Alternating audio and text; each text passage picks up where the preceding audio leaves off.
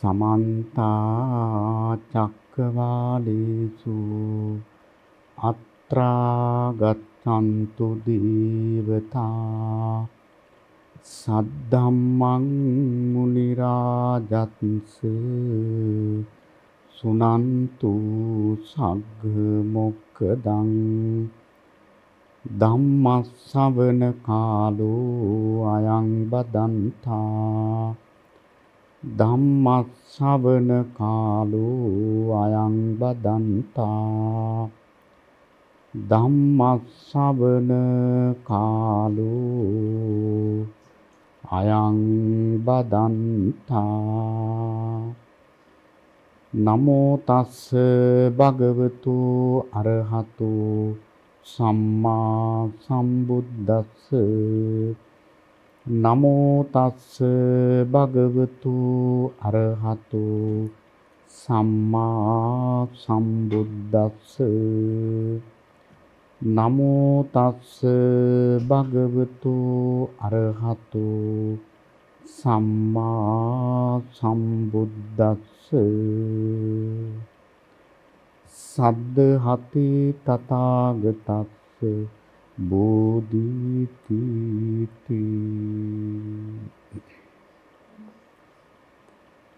සද්ධාවන්ත කාරුණික පින්වතුනි, සෑම දිනම සූදානම් වන්නේ මහා කාරුණික ධර්මරාජානන් වහන්සේ ලොවට සැනසෙල්ල පිණිස දේශනා කොට වදාළ වටිනා දහම් පදයක් කාලය පමණින් ශ්‍රවණය කරන්නටයි පින්වත් හැම දිනාගේම අපේක්ෂාව බලාපොරොත්තුව. අද මේ ධර්ම දේශනාව සිද්ධ කරන්නේ කළගුණ සැලකීමේ ශීර්ෂයෙන් කරන පින්කමක් හැටියට. ශ්‍රී ලංකා යුද හමුදාවේ සේවයේ නියුතුව ඉඳලා මීට වසර 7කට පමණ පෙර අභාවයටපත් ලොතිනල් කර්නල් සරත් වේලාතන්ත්‍රි මහත්මයාට පින් අනුමෝදන් කිරීමේ උදාර බලාපොරොත්තුවෙන් සහෝදරිය මානෙල් වේලාතන්ත්‍රි මහත්මිය, කල්පනී අංජලි ඥාති දිනවරුන් ඇතුළු පවුලේ සහෝදරයන් සහ ඥාතිවරුන් තමයි අද මේ පින්කම සිද්ධ කරන්නේ. එහෙමනම් පින්වත් සරත් වේලාතන්ත්‍රි මහත්මයාට ඒකාන්තයෙන් මේ පින් පෙනේවා. කොයි ලෝකේ හරි ඉඳලා සාදු සාදු කියා මේ පින් අනුමෝදන් වෙත්වා කියන උදෙසීමෙන් අපි මේ ධර්ම දේශනාව ශ්‍රවණය කරමු. පින්නතුනි, අද මාතෘකා ස්ථානයේ තබා ගන්නට යෙදුනේ මජ්ක්‍ධිම නිකායේ සඳහන් වන සූත්‍ර දේශනාවක්. මේ සූත්‍ර දේශනාවේ නම මහා සකුළුදායි සූත්‍රය. සමහර විට පින්නතුලා අහලා තියෙන්නත් පුළුවන්. ඉතින් අපේ බුදුරජාණන් වහන්සේ රජගහ නුවර වැඩ ඉන්න කාලේ තමයි මේ දේශනාව සිද්ධ වුණේ. තථාගතයන් වහන්සේ දිනක් පින්නපාත වැඩියා. උන්වහන්සේට දාන වළඳන්න වෙලාව තිබුණා. ඒ නිසා භාග්‍යවතුන් වහන්සේ ඒ ළඟ තිබිච්ච පරිබ්‍රාජක අසපුවකට වැඩම කළා. මේ පරිබ්‍රාජක අසපුවෙහි හිටපු ඒ තීර්ථකයෝ බුදුරජාණන් වහන්සේ අසපුවට වැඩම කරනකොට ලොකු කතාවක්. ලොකු කතාවක් කියලා කියන්නේ ඒගොල්ලෝ දෙතිස් කතාවෙන් යුක්තව සිටියේ. පිරිසක් ආණ්ඩුව ගැන කතා කරනවා. තව පිරිසක් යුද්ධය ගැන කතා කරනවා. තවත් පිරිසක් නළු නිළියෝ ගැන, හොරකම් ගැන කතා කරනවා. ඉතින් එකම කාලගෝට්ටුවක් මෙතන.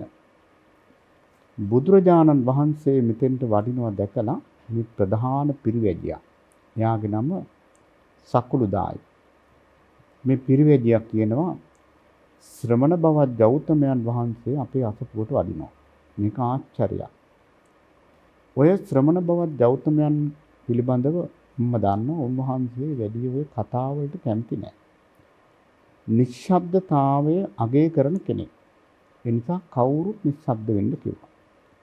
එතකොට බලන්න අන්‍ය තීර්ථකයෝ වුණත් බුදුරජාණන් වහන්සේට පුදුමාකාර ගෞරවයක් තිබුණා. එහෙම නැත්තම් ඒ කතාව නවත්තන්නේ නැහනේ. ඉතින් කතාව නැවැත්තුවා. ඒ වෙලාවේ බුදුරජාණන් වහන්සේට වැඩ ඉන්න ආසනයක් හම්බුණා. භාග්‍යතුන් වහන්සේ මේ ආසනේ වැඩ හිටියා. ඉතින් බුදුරජාණන් වහන්සේ දැන් මේ දේශනාවකට ක්‍රමයක් හදාගන්න විදිහක් තියෙනවානේ. දැන් පින්නතුල අහලා තියෙනවා අපේ බුදුරජාණන් වහන්සේ ධම්සභා මණ්ඩපයට වැඩිහාම භික්ෂුන් වහන්සේලාගෙන් අහනවා මහණෙනි මං එන්න කලින් මොනවද කතා කර කර හිටියේ. ඉතින් ඒක උපයෝගී කරගෙන බුදුරජාණන් වහන්සේ බණ කියනවා. අන්න ඒ වගේම මේ පරිබ්‍රාජකවරුන්ගෙන් ඇහුවා මං එනකොට ලොකු කතාවක් තිබුණා නේද? මොනවද ඔයගොල්ලෝ කතා කර කර හිටියේ කියලා. දැන් සකුළුදායින්ට කට උත්තර නැහැ. මොකද හේතුව එයත් ශාස්ත්‍රවරයෙක්. එයත් ආගමික නායකයෙක්. දැන් කියන්න පුළුවන් ද ආණ්ඩුවක් ගැන කතා කරා, යුද්ධය ගැන කතා කරා, හොරු ගැන කතා කරා කියලා කියන්න බෑනේ. බුදුරජාණන් වහන්සේ ඉදිරියේ කාටවත් බොරු කියන්නත් බෑ. ඒ වෙලාවේ සකලුදායි මොකද කරේ? එයා කියනවා අපි මේ කතා කරේ ලෝකේ හැමදාම තියෙන දේවල්. ඉතින් ඒකත් හරිනේ. ඒ නිසා ඒක එච්චර වැදගත් නෑ කියලා මෙයා කතාව අනිත් පැත්තට දාලා මේ සකුළුදායි කියනවා ශ්‍රමණ බවත් ගෞතමයන් වහන්සේ මම මේ කල්පනා කරේ මේ රජගහ නුවර ඉන්න මිනිස්සු හරි වාසනාවන්තයි කිව්වා. බුදුරජාණන් වහන්සේ ඒ මොකද කියලා.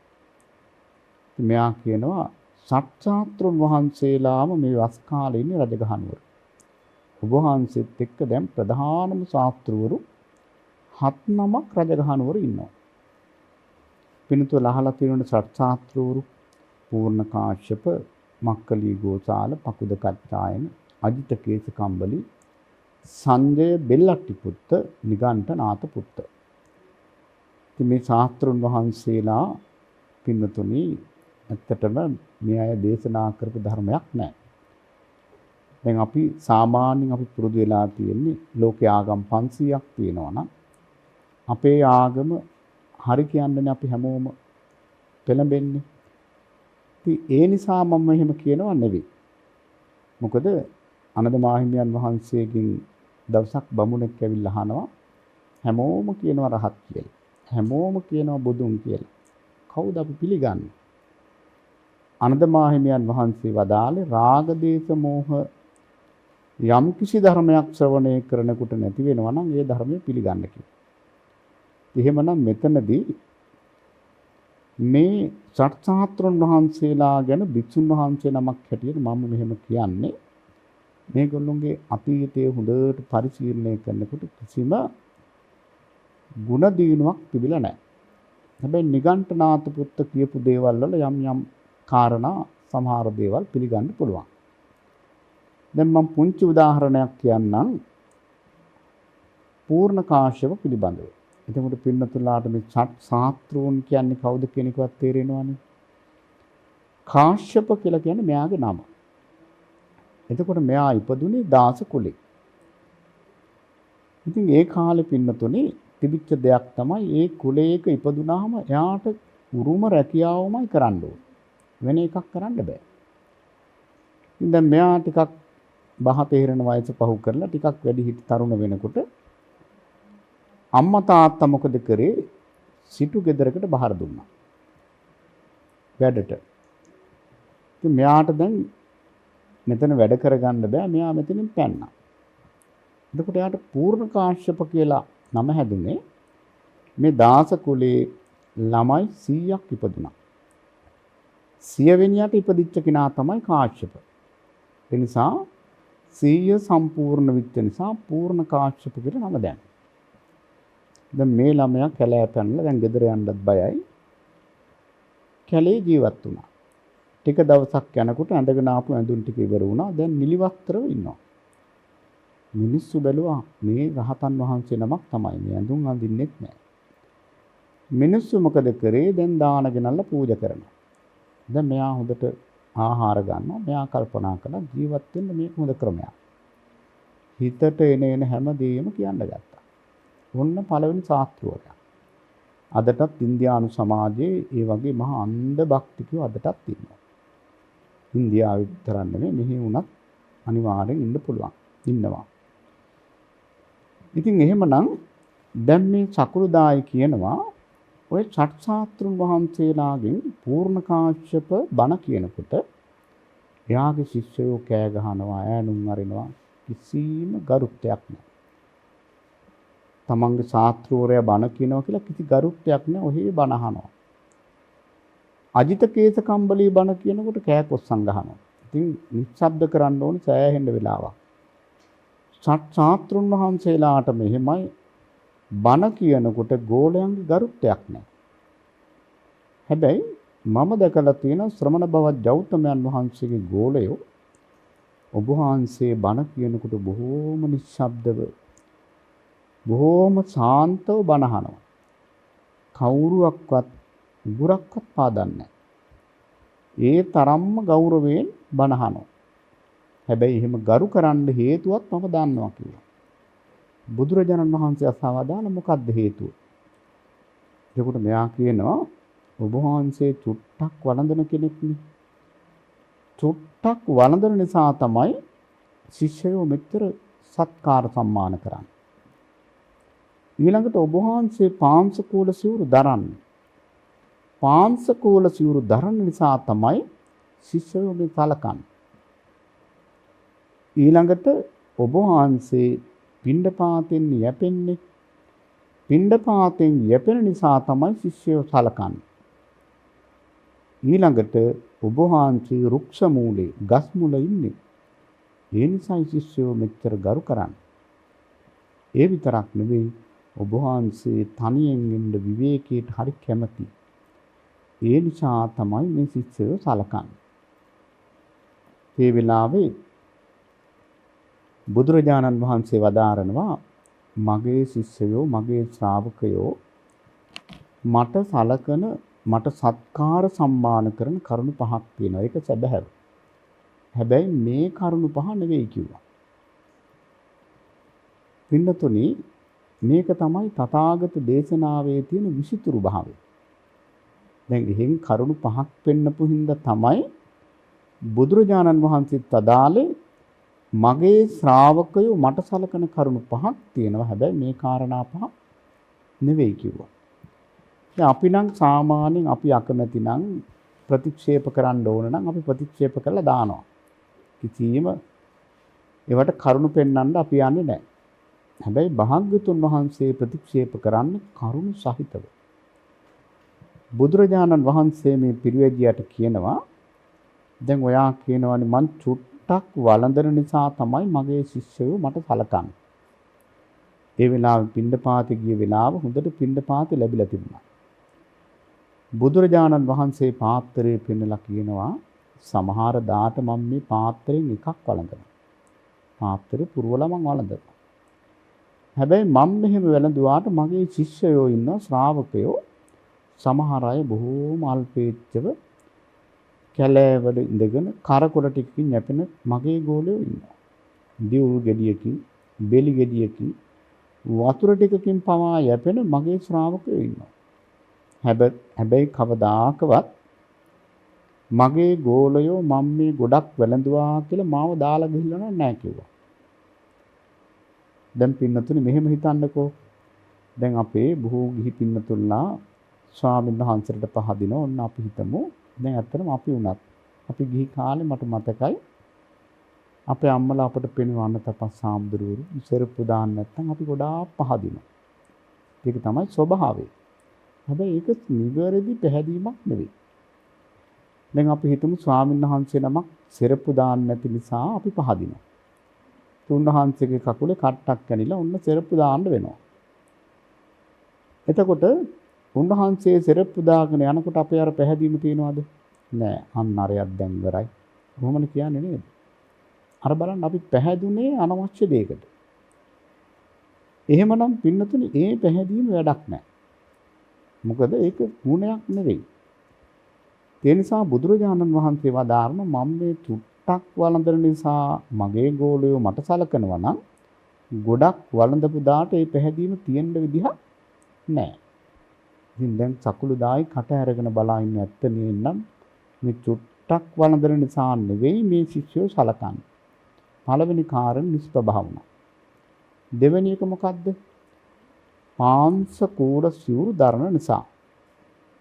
ඉතින් මේ පාංශකූලය ගැන වචනයක් කියන්නට ඕනේ. ඉතින් අද අපිට පුරුදු කෙනෙක් මරුණාම අලුත්ම සිවුරක් අරගෙන පාංශකූලයක් හැටියට පූජා කරනවා. ඒක ඉතින් කාලයාගේ ඇවෑමෙන් සිද්ධ වෙන දේවල්. ඒවට ඉතින් අපිට මොකුත් කියන්න බෑ. හැබැයි පින්නතුනි පාංශකූලය කියලා කියන්නේ ඊට වඩා ටිකක් වෙනස් එකක්. දැන් බලන්න බුදුරජාණන් වහන්සේගේ කාලේ මංගල උත්සව තිබිලා තියෙනවා. හැබැයි අවමංගල උත්සව තිබිලා නැහැ. දැන් අද බලන්න ලෝකයේ පරිවර්තනය අද මංගල උත්සව වලට වඩා සමහරු අවමංගල උත්සව මහ ඉහළින් ගන්නවා. ඉතින් ඒක හරිය මෝඩකමක්. මොකද අපි මේ බණ අහනකොට හැම පැත්තකින්ම පින්නතුන් පෝෂිත වෙන්න ඕන. ඒක තමයි බණ ඇසීමේ තියෙන සාන්දෘෂ්ටික ප්‍රතිඵල. දැන් බලන්න මේ ලක්ෂ ගණන් කෝටි ගණන් පුච්චලා දානවා. එතකොට අනිත්‍ය දකින්න තියෙන තැනනේ මරණය කියලා කියන්නේ. නමුත් අද ඒ தත්ත්වේ නෑනේ. මල ගෙදරකට ගියාම අනිත්‍ය සංඥාව පැත්තේවත් නෑ. සමහරු මටම ඇවිල්ලා කියලා තියෙන ස්වාමීන් වහන්සේ අහවල් මල ගෙදර ගියා. අනේ hina වෙලා ඉන්නවා වගේ. අර අනිත්‍ය දකින්න තැනක් දකින්නේ නිට්ටිය. ඒක ඉතින් මල් ශාලාවෙන් හදලා මේකප් කරලා හොඳට අන්දවලා උඩරට මල් වටේට තියලා බල්බ් දාලා මෙහෙම තිබ්බහම අනිත්‍ය සංඥාවක් දැනෙනවා. මෙහෙම දැක්කහම ඉතින් මැරෙන්න තමයි හිතෙන්නේ නේද? මොකද ඒ තරම් ලස්සනට මේක සකස් කරලා තියෙනවා. පින්නතුනි දැන් මේ බණ අහනකොට නුවණ තියන අය අදිෂ්ඨාන කරගන්නවා. ඒක හරියම වැදගත්. අනේ මගේ මරණෙදි නම් ඔය වගේ බොරු වැඩ කරන්න එපා. මගේ දරුවෝ මගේ ඥාතීන් එහෙම ආදාහනයක් කරන්න බලාපොරොත්තු වෙනවා නම් ඒක නොකර දුප්පත් කෙනෙකුට ගෙයක් හදලා දෙන්න කියලා දැම්ම ලියන්න ඕන. එතකොට බලන්න පින්නතුනේ මුළු කාලයක් ජීවත් වෙනවනේ මිනිස්සු නේ. අර නිකන් අලු කරලා දානවා. ඉතින් දරුවන්ටත් අන්තිම කැමැති පත්‍රයට පිටුපාන්න බෑ. ඒක අවධාරණයෙන් ලියලා තියෙනවා. මේක මට කරන ලොකුම ගෞරවේ මගේ දරුවෝ මා වෙනුවෙන් එහෙම වියදම් කරන්න බලාපොරොත්තු වෙනවා නම් දුප්පත් මිනිස්සෙක් හොයලා හොඳ ලස්සන ගයක් හදලා දෙන්න. පින්නතුනි මේවා තමයි අපි බණ අහනකොට හිතට ගන්න ඕන දේවල්. මොන ආගමෙන් වුණත් කමන්නේ හොඳ දෙයක් ගන්න තියෙනවා නම් අපි ඒක ගන්න ඕන. ඉතින් එහෙමනම් දැන් මේ පාංශකූලය කියලා කියන්නේ එදා කාලේ කෙනෙක් මැරුණාම රෙදි කෑල්ලක හිටුවා ගිහින් දැම්ම කැලේකට. ඉතින් අද ඒක කරන්න පුළුවන් කියලා මම කියනවා නෙවෙයි. අද අපිට තියෙනවා මරණ සහතිකය ගන්නකම් ගත්ත ගමන් ආදාහනාගාර තියෙන ඕන තරම් ඉක්මනින් මේ වැඩේ ඉවර කරලා දාන්න පුළුවන්. එදා කාලේ තිබුණ ස්වභාවය තමයි කෙනෙක් මැරුණාම රෙදි කෑල්ලක ඔතල කැලේට ගිහින් දානවා. ඉතින් ඔන්න ඔතනින් භික්ෂුන් වහන්සේ නමක් පින්ඩපාතේ වඩිනවා. උන්වහන්සේට තේරෙනවා මේ අලුත ගෙනත් දාපු මිනිහා ළඟට ගිහිල්ලා බලනවා. ඉතින් අපවිත්‍ර දෑ පානුවෝ නොයෙක් විදිහේ ගෑවිච්ච රෙදි කෑල්ලක්.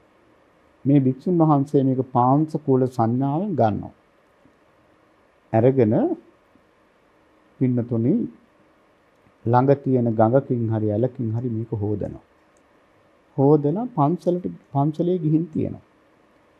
මේ වගේ රෙදි කෑලි ගොඩාක් එකතු වුණාම මහ ගන්න චීවරය තමයි පාංශකූල චීවරය. එතකොට බුදුරජාණන් වහන්සේගේ මේ ශාසනය තුල පින්නතුනි එදා ජීවක වෛද්‍යාචාර්යතුමා තමයි මේ සිවුරු මේ ගිහියන් දෙන සිවුරු පිළිගන්න කියලා ආරාධනා කළේ. එතකම් මේ ශාසනය පාවිච්චි කරේ පාංශකූල සිවුරු. ඒ වගේ විසි කරලා දාලා තියෙන රෙදි කෑලි එකතු කරලා බහගත්ත චීවරය. ඉතින් බුදුරජාණන් වහන්සේත් මේ වගේ සිවුරු තමයි පාවිච්චි කරේ. ඒ වෙලාවේ බුදුරජාණන් වහන්සේ වදාරනවා ඔව් මම පාංශකූල සිවුරු නම් දරනවා. හැබැයි මං හැමදාම පාංශකූල සිවුරු දරන්නේ. දැන් මම මේ පොරවගෙන ඉන්න සිවුර කොසල් රජ මැදුරෙන් මට හදලා දීපු සිවුරක්. මේක කෙහෙල් දැල්ල වගේ බොහෝම සිවුමැලි සිවුරක්. වටිනා සිවුරක්. හැබැයි ඔබ කියන විදිහට මම පාංශකූල සිවුරු දරන නිසා මගේ ශිෂ්‍යයෝ මට සලකනවා නම් මම මේ වටිනා කියන සිවුරු පරිභෝග කරනකොට තරහ වෙන්නේ නැද්ද? ඔව් දාලා යනවා. ඉතින් දෙවෙනි කාරණයක් ප්‍රතික්ෂේප වෙනවා. තුන්වෙනි එක පිණ්ඩපාතෙන් යැපෙන නිසා. ඉතින් බුදුරජාණන් වහන්සේ වදාරනවා ඔව් මම පිණ්ඩපාතේ වඩිනවා. හැබැයි ඉතින් මට ආරාධනාවක් ලැබුණාම ලොකු බංගලා වලට ගිහිල්ලා වළඳනවා. දැන් බුදුරජාණන් වහන්සේ අසදුස්ස මහා දානයක් පිළිගත්තනේ. හැබැයි බුදුරජාණන් වහන්සේ මෙහෙම දේශනා කරලා මේ පිරිවැජියට කියනවා හැබැයි මම මෙහෙම වැළඳුවාට මගේ සමහර ශිෂ්‍යයෝ ඉන්නවා ගෝලයෝ ඉන්නවා මුළු ජීවිත කාලෙම වළඳන්නේ පිණ්ඩපාතේ. අදත් පින්නතුන් එහෙම ස්වාමීන් වහන්සේලා ඉන්නවා. ඒ සමහර ස්වාමීන් වහන්සේලා මට කියලා තියෙනවා අවුරුදු 30ක් වෙනවා මහාන වෙලා. මේ මහානකම ගෙනියලාම තියෙන පිණ්ඩපාතේ. ඉතින් එහෙම මහා උත්තමයෝ අදටත් ඕන තරම් ඉන්නවා. ඉතින් බුදුරජාණන් වහන්සේ වදාारනවා එහෙම පිණ්ඩපාතෙන්ම ජීවත් වෙන භික්ෂුන් වහන්සේලා ඉන්නවා. හැබැයි මම එහෙම නැහැ. එතකොට මට පැහැදිලා ඉන්න පිණ්ඩපාතේ යන නිසා නම් මම මේ ලොකු බංගලාවලට කියලා වළඳනකොට මාව දාලා යන්න ඕන. දාලා විතරක් නෙමෙයි දොස් කියලාත් යන්න ඕන. එහෙම ගියේ එක්කෙනෙක්වත් නැහැ කිව්වා. එහෙනම් ඒ කාරණෙත් ප්‍රතික්ෂේප වෙනවා. ඊළඟට මෙයා මොකද්ද කිව්වේ? රුක්ෂ මූලේ ඉන්න නිසා. ගස් මුල. බුදුරජාණන් වහන්සේ වදාරන ඔව් මං ගස් මුල වැඩ ඉන්නවා. ගස් මුල විතරක් නෙවෙයි වැලි කඳුවල, ගල් තලාවල, ගල් ගුහාවල, එලි මහනේ මං වැඩ ඉන්නවා. හැබැයි එහෙම වැඩ හිටියට මම ලොකු ආරාමයක් පිළිගත්තා. දැන් ජේතවනාරාම පිළිගත්තා. ඉසිපතනාරාමයේ පූර්වාරාමයේ පිළිගත්තා. වේළුවනාරාමයේ පිළිගත්තා. ගෝසිතාරාමයේ මේ වගේ ආරාම කොච්චර භාගතුන් වහන්සේ පිළිගත්තද? හැබැයි මම මෙහෙම වුණාට මගේ සමහර ගෝලයෝ ඉන්නවා මුළු ජීවිත කාලෙම කැලේ ගස් මුල ඉන්න අය. ඒ අය හැබැයි කවදාවත් මා කෙරෙහි පහදිලා නැහැ. අනේ අපේ ශාස්ත්‍රුන් වහන්සේ මේ මාලිගා මොකට පිළිගන්නවද කියලා එහෙම අපහැදීමක් ඇති වෙලා නැහැ. ඉතින් ඒකත් ප්‍රතික්ෂේප වෙනවා. ඊළඟට අවසාන කාරණය මොකද්ද? විවේකයට කැමති නිසා.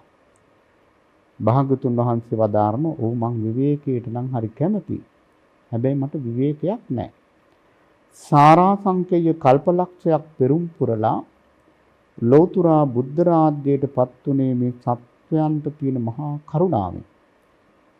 ඉතින් එහෙමනම් මං විවේකයෙන් ඉඳලා හරියන්නේ නැහැ. ඒ නිසා මම උදේටත් බණ කියනවා, දවල්ටත් බණ කියනවා, රැයටත් කියනවා, මධ්‍යම රාත්‍රියේත් බණ කියනවා. අපේ බුදුරජාණන් වහන්සේ පැයයි විනාඩි 20යි මේ කයට විවේකයක් දීලා තියෙනවා. අනිත් හැම වෙලේම උන්වහන්සේ වැඩ. ඉතින් එහෙමනම් බුදුරජාණන් වහන්සේ වදාारනවා මම මෙහෙම වුණාට මගේ ශිෂ්‍යයෝ ඉන්නවා තන්නේ කරම ආරණ්‍ය වාසීව මිනිස්සෙක් දකින්නවත් නැතුව ඉන්න ශිෂ්‍යයෝ ඉන්නවා. ඒ කිසිම කෙනෙක් මා කෙරෙහි අපහැදිලා නැහැ. දැන් ඉතින් සකුළුදායට තේරුණා මේවට නම් නෙවෙයි පැහැදිලා ඉන්නේ. සකුළුදාය අහනවා එහෙනම් දැන් ඔබ වහන්සේ කිව්වනේ කරුණු පහක් තියෙනවා. ඒ කරුණු පහ අපට පහදලා දෙන්න. ඒ වෙලාවේ බුදුරජාණන් වහන්සේ වදාරනවා මගේ ශ්‍රාවකයන් මට සලකන පළවෙනි කාරණය තමයි අදි සීලය. අදි සීලය. මොකක්ද මේ අදි සීලය කියලා කියන්නේ? ඔන්න දැන් අපිත් මේක මතක තියාගන්න ඕනේ. මේ දේශනාවේ වටිනාම කොටස තමයි දැන් මේ කියන්නේ. එහෙනම් අපේ බුදුරජාණන් වහන්සේට අපි පහදින්නට ඕන පළවෙනි දේ තමයි අදි සීලය. හැබැයි මේකෙන් අදහස් කරන්නේ අපි මේවා බොහොම ක්‍රමයට අල්ලන්න ඕන. බුද්ධ ප්‍රතිමාවක් දැකලා අපේ పూర్ව පිනට ප්‍රසාදයක් ඇති වෙනවා නම් කොච්චර භාග්‍යයක්ද? ඒක හරි වටිනවා. දැන් බුදුරජාණන් වහන්සේ වදාළේ තථාගතයන් වහන්සේ දැකලා යම් කිසි කෙනෙකුට ප්‍රසාදයක් ඇති වෙනවා නම් ඒක අනුත්තරීය කුසලයක්. හැබැයි පින්නතුනේ ටිකක් අපි හිතලා බලන්න ඕන. අපි දැන් ගිහි සමාජයේ සංඝ මට්ටමින් ගත්තොත් අපි ওই මිනිස්සුන්ට පහදිනවා රූපෙට පහදිනවා. හඬට පහදිනවා. ඔය වගේ දේවල් තමයි පහදින්නේ. හැබැයි මේ රූපෙට පහදුනහම ඔය ඕන රූපයක් පින්නතුනේ කාලයක් යනකොට ඉතින් මේක ඇති දෙයක් නෑ. රූප වෙනස් වෙනකොට පැහැදීම නැති වෙන්න පුළුවන්.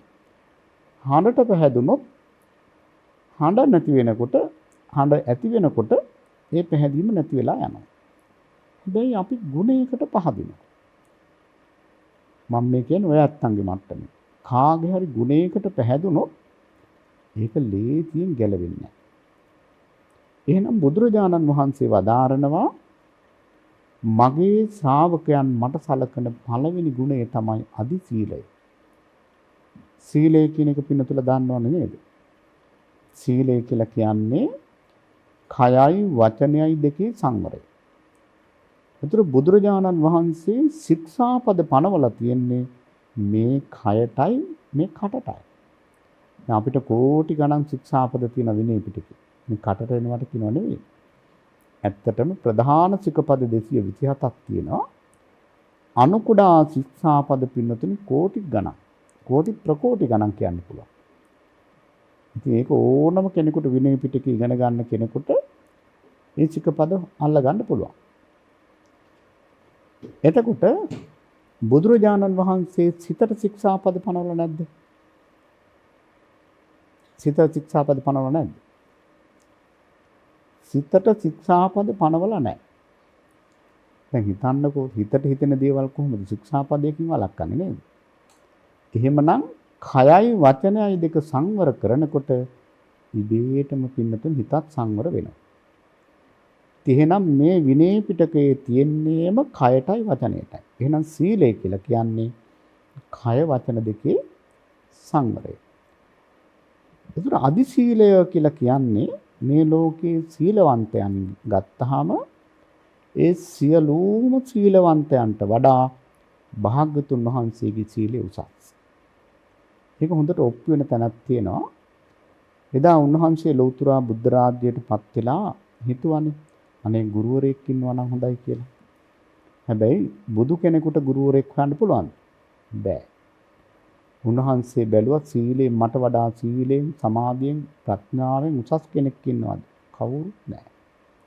සම කරන්න කියලා ලං කරන්නවත් කෙනෙක් නැහැ. මොකද කරේ? ගුරුවරයෙක් නැතුව ඉන්න එක නම් එච්චර හොඳ දෙයක් නෙවෙයි කියලා තමන් අවබෝධ කරගත්ත ධර්මය ගුරුවරයා හැටියට තියාගත්තා. බලන්න උන්වහන්සේ දීලා තියෙන ඒ ආදර්ශ නේද? දැන් අද අපි කොහොමද කරන්නේ? යන්තම් භාෂාවක් දෙකක් කතා කරන්න පුළුවන් නම් මොන හරි ශාස්ත්‍රයක් පිළිබඳව ටික කාලයක පළපුරුද්දක් තියෙනවා. මට කියන්න දෙන්න එපා. ඔක්කොම දන්නවා. නමුත් බලන්න සරුවත්ඥන් වහන්සේගේ තියෙන නිහතමානීකම. එතකොට බලන්න මෙතනින් ඔප්පු වෙනවා උන්වහන්සේ හා සමකරන්න සීලවන්තයෙක් ලෝකේ නැහැ. ඊළඟට පින්නතුනේ උන්වහන්සේගේ අදි සීලය ඔප්පු වෙන තැනක් තමයි විනය පිටකය. ඇත්තටම විනය පිටකේ ඉගෙනගත්ත කාලේ මම බුදුරජාණන් වහන්සේ පිළිබඳව ඇත්තටම පුදුම වුණා. පුදුම වුණා කියලා කියන්නේ පින්නතුනේ ඒක පුදුමෙන් පුදුමයි. විනය පිටකය ඉගෙනගත්ත කෙනෙකුට බුදුරජාණන් වහන්සේ කෙරෙහි ඇතිවෙන සද්ධාව නම් ලෙහෙසියෙන් ගලවන්න බෑ. මොකද බුදුරජාණන් වහන්සේ මේ පනවලා තියෙන ශික්ෂාපද හරියම පැරණිනේ. අවුරුදු 2500කටත් කලින් තමයි මේවා පැනෙන්නේ. මුදුමේ කියන්නේ පින්නතුනේ මේ ශික්ෂාපද එන්න අලුත් වෙනවා. සමහර ශික්ෂාපද අපේ ස්වාමීන් වහන්සේලා කතා වෙනවා මේ ඊයේ පැනෙවුවා වගේ. ඒක හරි පුදුමයි. දැන් ඒ කාලේ මේ විදුලිය තිබුණේ නැහැ. අන්තර්ජාලය තිබුණේ නැහැ. නමුත් බලන්න පින්නතුනි ඒ කාලේ පනෝප ශික්ෂාපද අදටත් හරියම සාධාරණයි. දැන් බලන්න මේ රට පාලනය වෙන නීතිමාලාවට අපි කියන්නේ ආණ්ඩු ක්‍රම ව්‍යවස්ථාව කියලා. ඒ ව්‍යවස්ථාවේ හැටියට තමයි ඉතින් රට පාලනය වෙන්නේ. කාලයක් යනකොට මේ නීති පරණ වෙනවා. එතකොට අපි කියනවා මේවා අලුත් මේ ව්‍යවස්ථා සංශෝධනය කරනවා කියලා. ඒවා ඉතින් වෙන්න ඕන දේවල් ඉතින් කාලය අනුරූප වෙනවා. බුදුරජාණන් වහන්සේ අපට පනවා වදාළ ව්‍යවස්ථාව අවුරුදු 2500කටත් වඩා පැරණි. නමුත් මොනම සංශෝධනයකටවත් ලක් වෙලා නැහැ. හැබැයි කිසිම භික්ෂුන් වහන්සේ නමකට රිංගලා යන්න මේක ඉඩකුත් නැහැ. අන්න ඒකයි විශේෂත්වය. දැන් අපි ඉස්සර විනය ඉගෙන ගන්න කාලේ કોઈ දෙනියාය පැත්තේ පොඩි හාමුදුරු කෙනෙක් හරි දක්ෂයි ඉගෙන ගන්න. ඉතින් මේ ස්වාමීන් වහන්සේ දැන් අපි විනය ඉගෙනගෙන යනකොට හැමදේම බුදුරජාණන් වහන්සේ අපට කියලා තියෙනවා. අපිට ආයේ හිතලා සිල් ලකින්න දෙයක් නැහැ. ඉතින් මේ පොඩි හාමුදුරුවෝ පන්තියට ඇවිල්ලා කිව්වා හරි වැඩක් නෙමෙයි බුදුරජාණන් වහන්සේ හැමදේම කියලා තියෙනවා. ඔබ වහන්සේලාට පුළුවන් නම් බුදුරජාණන් වහන්සේ නොවදාළ දෙයක් හොයන්න කිව්වා. පින්නතුනි දැන් තරුණ භික්ෂුන් වහන්සේලා ඉතින් එක ඔක්කොම හිතුවා මේක බොහොම ලේසි වැඩක් කියලා. වස් කාලයක් ගත වුණා මොනවා හරි හොයාගෙන මේක තියෙනවා. අපි කිසිම භික්ෂුන් වහන්සේ නමකට බැරි වුණා බුදුරජාණන් වහන්සේ නොවදාළ දෙයක් හොයන්න. හැමදේම කියලා තියෙනවා. දැන් මේ සිවුර ගත්තාම මේ සිවුර මහාන විදිය කියලා තියෙනවා. කපන විදිය කියලා තියෙනවා. සෝදන විදිය කියලා තියෙනවා. පඳු ගහන විදිය කියලා තියෙනවා. වැඩි ඕන නැහැ මේක වැලකට දාන විදිහක් කියලා තියෙනවා. දැන් මම උදාහරණයක් හැටියට කිව්වොත් දැන් මේ සිවුරේ ගත්තාම පින්නතුනේ මේ සිවුරේ තියෙනවා ජංගය කියලා පටි දෙකක්. ජංගය පටි දෙක කියලා කියන්නේ දැන් මගේ මේ බෙල්ල පැත්තට අහු වෙන කොටස ඊළඟට මේ පාවලට අහු වෙන කොටස තියෙනවානේ. බුදුරජාණන් වහන්සේ දේශනා කරනවා අඟල් එකහමාරක ප්‍රතිපටියක් අරගෙන සිවුර මහලා ඒක මහන්න ඕනේ හරහට. දිගට මහන්න ඕනේ. ඒක මැහුවේ නැත්තම් ඒක චීවරයක් වෙන්නේ නැහැ. ඇයි එහෙම බුදුරජාණන් වහන්සේ අනුදැනව දාලේ? එහෙම අනුදැනව දාලේ පින්නතුනි දැන් මේ දාඩියට මේ බෙල්ල පැත්තට අහු වෙන කොටස දිය වෙනවා. සිවුර දිය වෙන්න පුළුවන්. ඒ නිසා රෙදි කෑල්ලක් අල්ලලා තිබ්බම අර අල්ලලා තියෙන රෙදි කෑල්ල තමයි දිය වෙන්නේ. ඒක ගලවලා තව රෙදි කෑල්ලක් අල්ලන්න පුළුවන්. ඊළඟට පින්නතුනේ දැන් මේක සිවුර වැලකට දානකොට මම කියවනේ වැලකට දාන විදිහ පවා කියලා තියෙනවා කියලා. ඒතර භික්ෂුන් වහන්සේ නමක් සිවුරක් වැලට දානකොට නිකම්ම දාන්න බැහැ. එහෙම දැම්මොත් ඇවතක් වෙනවා. සිකපදයක් කැඩුවා වෙනවා. සිවුරක් වැලට දාන්න කලින් ඇඟිලි දෙකෙන් සිවුර ඇදගෙන යන්න ඕන. ඇඟිලි දෙකෙන් අර වැල ඇදගෙන යන්න ඕන. ඒ වැලේ යම් කිසි දූවිල්ලක් මොනවා හරි තියෙනවනේ ඒක අතට දැනෙනවා. එතකොට බලන්න ඒ වගේ සියුම් තැම්පවා උන්වහන්සේ දේශනා කරලා තියෙනවා. දැන් කුටියක් අමදින විදිහ, ගැනිල්ලයක් අරින්න ඕන වෙලාව, වහන්න ඕන වෙලාව, දෙසිකිලියක් කෙසිකිලියක් පාවිච්චි කරන විදිහ හැම දෙයක්ම තියෙනවා. පින්නතුනි විනය හොඳට ඉගෙනගත් හාමුදුරුවරුන්ගේ වැඩ හරියම නීට්. මොකද හැම දෙයක්ම බුදුරජාණන් වහන්සේ මේ ඇඳට ඇතිරිල්ලක් දාන තාලේ පවා කියා දීලා තියෙනවා. ඒ විතරක් නෙවෙයි. දැන් බලන්න තාත්තා කෙනෙක් වගේ දානේ වළඳන විදිහ හැම දෙයක්ම තථාගතයන් වහන්සේ දේශනා කරලා තියෙනවා. දැන් බලන්න උන්වහන්සේ දේශනා කරන සුරුසුරුකාරකම් බුංජිස්සාමීති. දානේ වළඳනකොට ඔය කැඳ කිරි ආදී බොනකොට සුරුස් කියලා බොන්න එපා කියලා. දැන් අම්මලා අපට එහෙම පුංචි කාලේ කියා දීලා නැද්ද? ඔහොම බොන්න එපා ඔක කැතයි කියලා දීලා තියෙනවා. එතකොට බලන්න අපේ බුදු පියා අපට ඒකත් කියලා තියෙනවා. නැත් චපු කාරකම්. ඔය ඇපල් වගේ මොන හරි දේවල් කනකොට චපු කියලා සද්දෙන්න කනවනේ නේද? ඒතර අම්මලා කියන ඔහොම සද්දෙන්න හපන්න එපා. ඉතින් බලන්න අපේ බුදුරජාණන් වහන්සේ අපිට ඊට කලින් කියලා තියෙනවා. වළඳනකොට චපු සද්දෙන්න බෑ. ඊළඟට හත්ත නීල්ලේකම් බුංජිස්සාමීති. දානේ වන්දලා අත එහෙම ලේව කන්න බෑ. ඒවා ඊවල වලක් කියනවා නේද? අත ලේව කන්න එපා කියලා. ඊළඟට පත්ත නීල්ලේකම් දානේ වන්දලා පාත්‍රය ලේව කන්නත් බෑ. ඔයත්තන්ට දැන් පිගාන ලේව කන්න එපා කියනවා නේද? එතකොට බලන්න බුදුරජාණන් වහන්සේ ඒකත් දේශනා කරලා තියෙනවා. සාමිසේන හත්තේන පානිය තාලකම් ඉඳුල්ලතින් හැදි ගෑරුප පිගංකෝ පල්ලන්න එපා කියලා.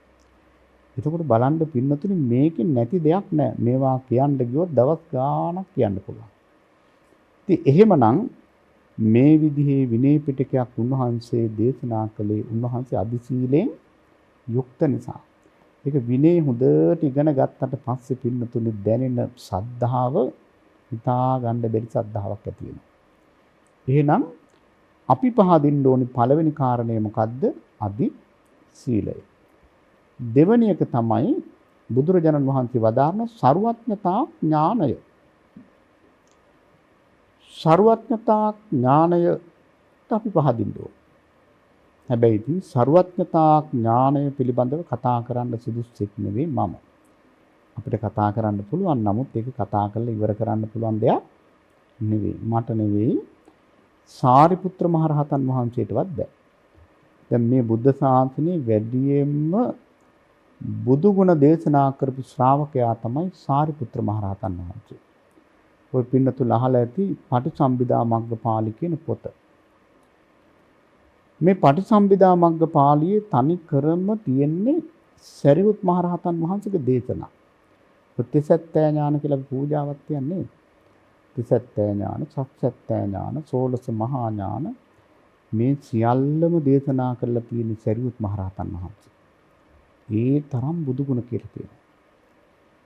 හැබැයි සරියුත් මහරහතන් වහන්සේටවත් මේ ਸਰවඥතා ඥානයේ දිගපළල හොයන්න පුළුවන්.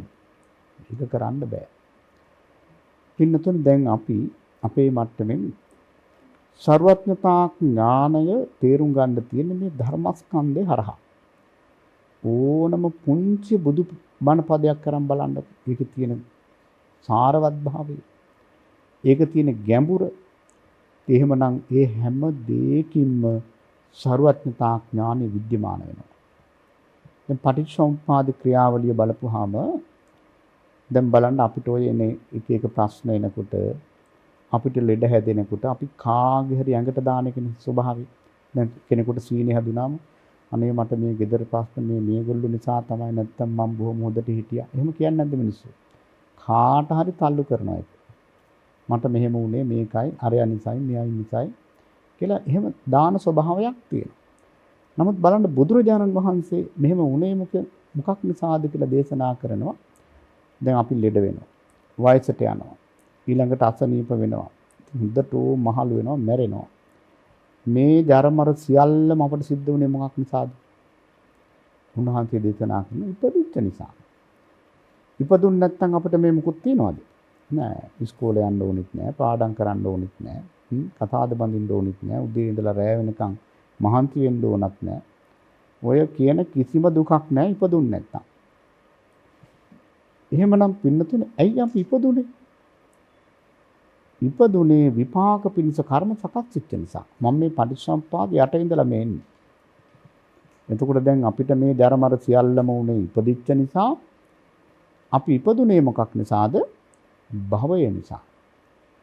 විපාක පිණිස කර්ම හැදිච්ච නිසා. භවය සකස් වුනේ මොකක් නිසාද? උපාදානය නිසා, දැඩිව බැඳී ගිය අල්ලගත්ත නිසා. දැඩිව බැඳී ගියයි. නිකම් බැඳෙන්නේ නැහැනේ. තණ්හාව නිසා. තණ්හාව සකස් වුනේ මොකක් නිසාද?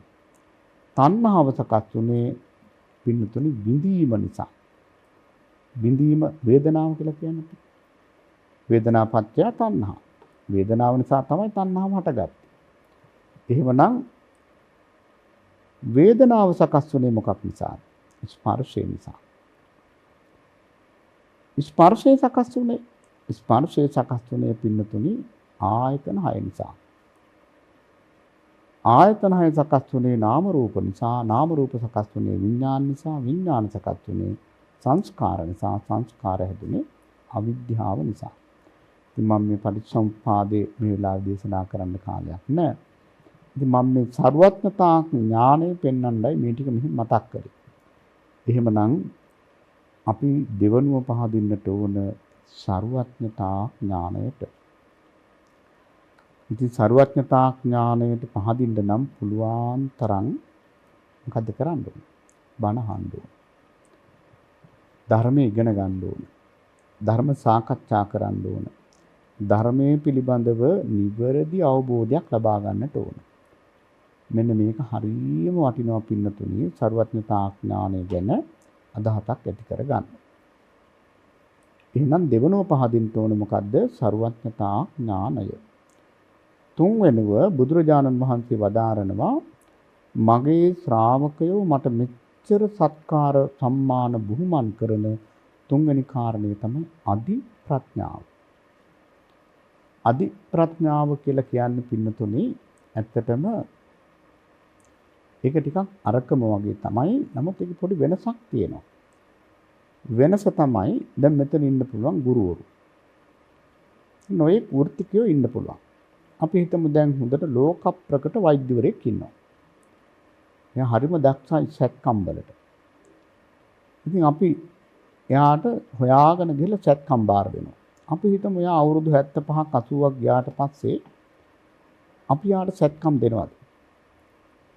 දෙන්නේ නැහැ අපි කියන්නේ ආයගොල්ලෝගේ කාලය ඉවරයි. එහෙම කියනව නේද? දැන් ඉන්නවා අලුත් එක්කෙනෙක් හොඳ කට්ටිය දැන් ඉන්නවා. ඒගොල්ලෝ පරණයි. මොකද ඒගොල්ලන්ට වැඩ කරන්න පුළුවන් කාලයක් තියෙනවා. ඒගොල්ලන්ගේ දක්ෂතා, ඒ නුවණ, බුද්ධිය ක්‍රියාත්මක වෙන කාලයක් තියෙනවා. වයසට ගියහම පස්සේ ඒවා කරන්න බෑ. ඊළඟට බලන්න සමහර ගුරුවරු ඉන්නවා පොවනවා වගේ උගන්වන්න. හැබැයි අවුරුදු 80ක් විතර ගියාට පස්සේ ඒගොල්ලෝ මොකද දැන් මට මතක නැහැ. අර ඒගොල්ලෝගේ ඒ දක්ෂතාවය පිරිහිලා යනවා. ඊළඟට පින්නතුනේ දැන් නඩු දිනවන ලෝය කෙනෙක් ඉන්නවා. අවුරුදු 80ක් විතර ගියාට පස්සේ අපි යාට නඩු දෙනවද? එයාට නඩු දුන්නොත් හොඳට හිටියේ නේද? මොකද එයාගේ ප්‍රඥාව පිරිහිලා යනවා. දැන් අපිට වුණත් එහෙමයි. දැන් අපි මේ බණ කියන හොඳට වයෝවෘද්ධ වුණාට පස්සේ මෙහෙම බණ කියන්න බෑ. දැන් ලොකු ස්වාමීන් වහන්සේලා අපිට හම්බුනාම අපිත් ඒ කාලේ මෙහෙමයි බණ කිව්වේ දැන් කොහොම ඉතින් අපිට මතක නෑනේ. අර බලන්න මේ ප්‍රඥාව පිරිහිලා යනවා. හැබැයි අපිට එහෙම වුණාට බුදුරජාණන් වහන්සේට එහෙම වෙන්නේ නැහැ. උන්වහන්සේ අවුරුදු 120ක් ගිහිල්ලා මහාලු සරුවත්ඥන් වහන්සේ ඇඳට වෙලා ඉන්න වෙලාවක සරියුත් මහරහතන් වහන්සේ වගේ මහා ශ්‍රාවකයන් වහන්සේලා 4 දෙනෙක් ඇවිල්ලා අවුරුදු 100ක් එක දිගට ප්‍රශ්න ඇහුවත් ගැඹුරු ප්‍රශ්න ඇහුවත් උන්වහන්සේට කිසිම අමාරුවක් නැතුව ඒවට උත්තර දෙන්න පුළුවන් කියලා. මොකද උන්වහන්සේගේ ප්‍රඥාව පිරෙන්නේ නැහැ. ඒකත් මහත්කාරයක් නේද?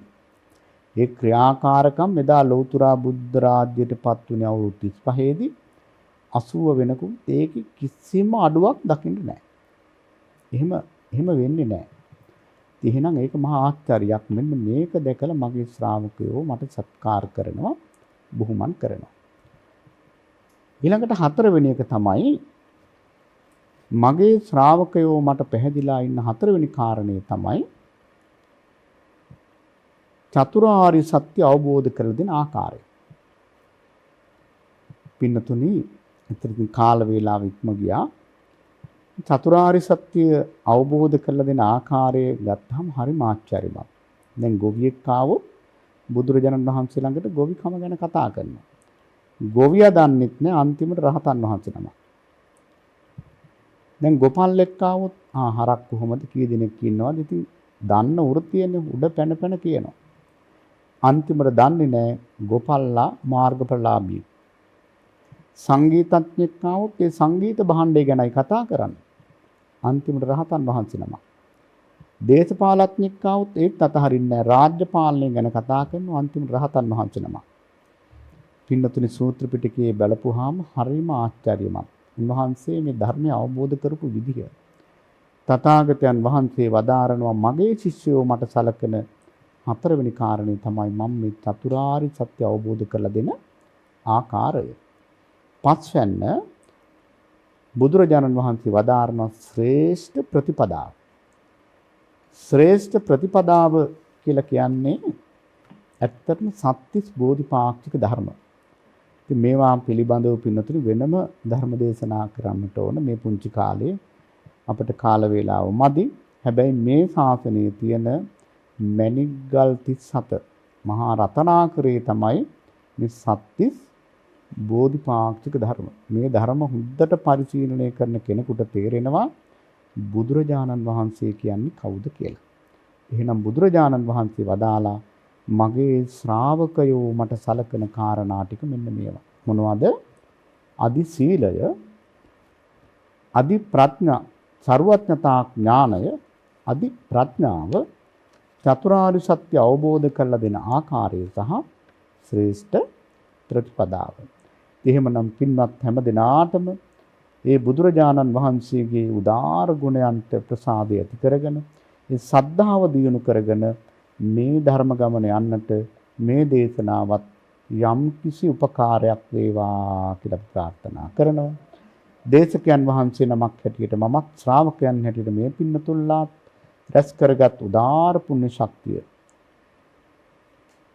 වසර 7කට පමණ පෙර ශ්‍රී ලංකා යුද හමුදාවේ සේවයේ නියුතව ඉඳලා වසර 7කට පමණ පෙර පරලෝක සැපත් ලුතිනල් කර්නල් සරත් වේලා තන්ත්‍රි මහත්මාට ඒකාන්තයේ මේ පින් පෙනේවා. සාදු සාදු කියා මේ පින් අනුමෝදන් වෙත්වා කියලා අපි එතුමාට පින් අනුමෝදන් කරමු. ඒ වගේම වසර 50කට පමණ පෙර මිය පරලෝකීය පියාණන් ඇතුළු සංසාරගත සියලුම ඥාතීන්ට ඒකාන්තයෙන් මේ පින් පෙනේවා. අපේ සංසාරගත ඥාතීන් මේ පින දැක සාදු සාදු කියා මේ පින් අනුමෝදන් වෙත්වා කියලා ඒ සැමට පින් දෙමු. ඒ වගේම ධර්මා වේලා තන්ත්‍ර මෑණියන් ඇතුළු පවුලේ සහෝදර සහෝදරයන්ට දූ දරුවන්ට සියලු දෙනාට සියලු ඥාතීන්ට නිදුක් නිරෝගී භාවය චිරජීවනයේ සැලසේවා. නිවන දක්වාම මේ ආශිර්වාදේ වේවා කියලා ප්‍රාර්ථනා කරනවා. මේ පින්කමට සහභාගී වූ සියලු දෙනාට ධර්ම දේශනාව ශ්‍රවණය කරපු ලක්වාසී ලෝවාසී සියලු දෙනාටම උතුම් චතුරාර්ය සත්‍ය අවබෝධයේ පිණිසම මේ කුසල් උපකාර වේවා. දේශකයන් වහන්සේටත් එසේම දුක් නිරෝගී භාවයේ චිර ජීවනයේ සැලසේවා. උතුම් චතුසත්‍ය අවබෝධයේ පිණිසම උපකාර වේවා. ඒ වගේම මෙත් ටීවී නාලිකාවේ නිර්මාතෘ ගෞරවනීය ගලිගමුවේ ඥානදීප ස්වාමින් වහන්සේ ප්‍රධාන කාර්ය මණ්ඩලයේ පින්වත් හැම දෙනාටම ප්‍රාර්ථනා කරනවා. සක්දෙව්දුන් ප්‍රධාන සියලු දිව්‍ය රාජ මණ්ඩලයට මේ පින් නිවන් පිණිස වේවා. අවීචයේ පටන් බවාග්‍රේම දක්වා විසින සියලු සත්ත්ව ප්‍රජාවට මේ කුසල් සැනසෙල්ල පිණිස වේවා. අවසාන වශයෙන් අද මේ පින්කම සිද්ධ කරන මානෙල් වේලාතන්ත්‍රී මේ මහත්මිය ඒ වගේම කල්පනී අංජලි ඒ ඥාති දියණිවරුන් ඇතුළු මේ සම්බන්ධ වන හැම දිනාටම ජාතියක් ජරාවක් ව්‍යාධියක් මරණයක් නැති සියල්වෙන් වෙන් වූ අමා මහ නිවන් පිණිසම වේවා කියලා කවුරුත් ප්‍රාර්ථනා කරගන්නවා. ඉදං වූ ඥාතිනං හෝතු සුඛිතා හොන්තු ඥාතයෝ. ඉදං වූ ඥාතිනං හෝතු සුඛිතා හොන්තු ඥාතයෝ. ඉදං වූ ඥාතිනං හෝතු සුඛිතා හොන්තු ඥාතයෝ. ආකාසට්ටා ච බුම්මට්ටා දේවා නාග මහිද්దికා පුඤ්ඤන්තං අනුමෝදිත්වා තිරං රක්ඛන්තු ශාසනං තිරං රක්ඛන්තු දේශනං තිරං රක්ඛන්තු මං පරන්ති. ධර්ම ශ්‍රවණාබිලාසී වහිඳ වටිනා වූ කාලය කැපකොට ජීවිතයට වටිනා දහම් කරුණු ගණනාවක් ළඟා කරගත් සදහවත් පිනට ලැබී පින් පුරන්නට කැමති සුපින්නතුනේ. මේ සංසාර ගමනෙන් ඉක්මනින්ම ඔබ සියලු දෙනාටම මිදෙන්නට හැකියාව වාසනාව උදා වේවා. සියලු දෙනාටම ජීවිත අවබෝධය පිණිසම මේ අතිඋතුම් සද්ධර්ම දේශනාව හේතු වාසනාම වේවායි කියලා ප්‍රාර්ථනා කරනවා. සියලු සත්‍යෝ නිදුක් වෙත්වා, නිරෝග වෙත්වා, සුවපත් වෙත්වායි කියලා ප්‍රාර්ථනා කරනවා. අද මේ වටිනා සද්ධර්ම දේශනාව මෙලෙස ඔබ වෙත ගෙනීම සඳහා පින්බර දායකත්වයෙන් කටයුතු කරනු ලැබූ මේ සදහවත් සුපින්නතුන් වන්නේ ශ්‍රී ලංකා යුද හමුදාවේ සේවය නිරතව සිට මීට වසර 7කට පෙර මිය පරලොව ගිය ලුතිනන්ට් කර්නල් සරත් වේලාතන්ත්‍රී මහතාට පින් පිණිස එතුමාගේ සහෝදරිය වන මානෙල් වේලාතන්ත්‍රී මහත්මිය, කල්පනී අංජලි ඥාති දියණිවරුන් ඇතුළු පවුලේ සහෝදරයන් සහ ඥාතිවරුන් විසින් මේ අතිඋතුම් සද්ධර්ම දේශනාව සඳහා අද දින ගුවන් කාලය වෙන් කරවාගෙන කටයුතු කරනු ලැබුවා. ඒ සදහවත් සුපින්නතුන්ගේ සියලු බලාපොරොත්තු ප්‍රාර්ථනා ඉටු වේවා. නමින් මිය පරලොව ගියා වූ සියලුම ඥාතිත මිත්‍රාදීන්ට විශේෂයෙන්ම සරත් වේලාතන්ත්‍රී මහතාට මේ පින්පෙත් අනුමෝදන් වෙත්වා. පරලොව ජීවිතය යහපත්ම වෙත්වායි කියලා ප්‍රාර්ථනා කරනවා. නම් කිව් නොකිව් සියලු දෙනාටමත් මේ ආශිර්වාදය ලැබේවා. මේ සංසාර ගමනින් ඉක්මනින්ම මිදෙත්වායි කියලා ප්‍රාර්ථනා කරනවා. සදහවතුනේ අද මේ අතිඋතුම් සද්ධර්ම දේශනාව නිසා ධර්ම අවබෝධයකින් යුතුව සිදු කරා වූ ගෞරවනීය දේශකයන්න් වහන්සේ තලවතුගොඩ ශ්‍රී ඥානාරාම භාවනා මධ්‍යස්ථානාධිපති ත්‍රිපිටකාචාර්ය අප පින්වත් පූජ්‍යපාද මිරහවත්තේ පඤ්ඤාසිරි ගෞරවනීය කල්යාණ මිත්‍රයන්න් වහන්සේට මේ සසුන් කෙතා සද්ධන්නට මේ සම්බුද්ධ ශාසනය ධර්මයෙන් බබලවන්නට ශක්තිය ධෛර්යය නිරෝගී සම්පත් හිම ලැබේවා යන ප්‍රාර්ථනාව කරමින් අවසරයි සද්ධර්ම දේශනාව නිමා කරමින් ඔබගේ නිවහනින් සමුගෙන යන්නට සියලු දෙනාටම සම්මා සම්බුදු සරණයි.